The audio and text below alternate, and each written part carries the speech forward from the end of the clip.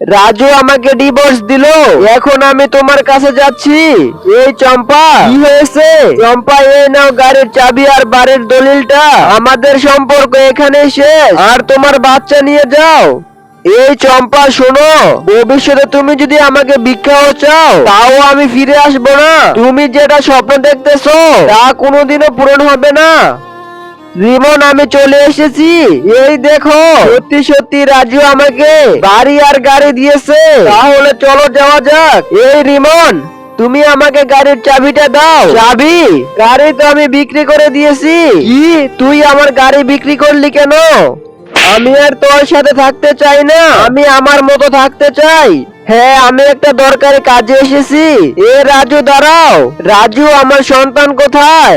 মিতু বাড়িতেই আছে, আমি মিতুর কাছে যেতে চাই। তাহলে চলো যাওয়া যাক। ভিডিওটি ভালো লাগলে অবশ্যই লাইক সাবস্ক্রাইব করে দিও।